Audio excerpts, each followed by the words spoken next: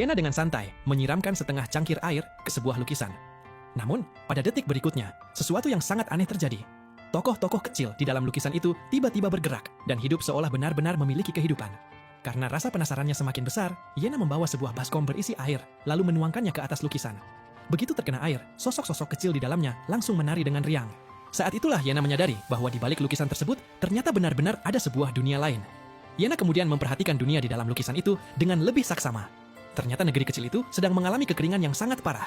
Tanpa berpikir panjang, Yena menyambungkan selang ke keran air, lalu terus-menerus menyemprotkan air ke arah lukisan agar penduduk di dalamnya mendapatkan pasokan air. Karena kelelahan, Yena akhirnya tertidur.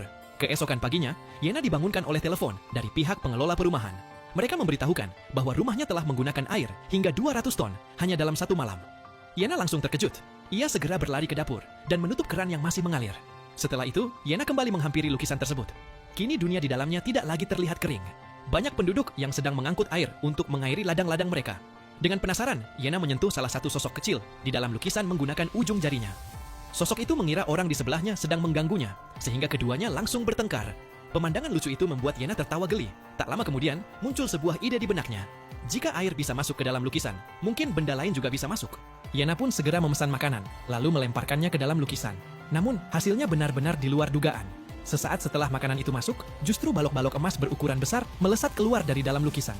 Ternyata, kaisar yang hidup di dunia dalam lukisan juga memiliki sebuah lukisan.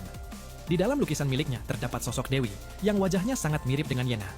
Melihat kerajaannya menderita akibat kemarau panjang, sang kaisar terus memanjatkan doa kepada sang Dewi. Tidak lama kemudian, hujan benar-benar turun dari langit. Sayangnya, karena kekeringan sudah berlangsung terlalu lama, hujan itu hanya mampu mengatasi masalah untuk sementara waktu. Meski begitu, sang kaisar semakin yakin bahwa sang Dewi telah mendengar doa-doanya dan tidak akan membiarkan rakyatnya menderita. Karena itulah ia kembali berdoa di depan lukisan tersebut. Tak lama kemudian, seorang bawahannya datang tergesa-gesa membawa kabar bahwa mukjizat lain kembali terjadi. Makanan tiba-tiba berjatuhan dari langit. Sejak saat itu, sang kaisar benar-benar percaya bahwa Dewi di dalam lukisan itu nyata. Ia pun mengajak seluruh rakyatnya berdoa bersama di hadapan lukisan tersebut. Sementara itu, Yena yang sedang mengamati lukisan dapat mendengar suara doa mereka. Ia memahami bahwa dunia di dalam lukisan sedang menghadapi bencana kekeringan dan kelaparan. Karena merasa iba, Yena membeli lebih banyak bahan makanan, lalu melemparkannya ke dalam lukisan agar bisa membantu mereka. Tiba-tiba, sebuah sistem muncul di hadapannya. Sistem itu mendeteksi bahwa Yena telah berhasil membantu para korban bencana dan menyelesaikan misi penyelamatan bagi pemula. Sebagai hadiah, ia memperoleh sebuah harta nasional serta puluhan batang emas.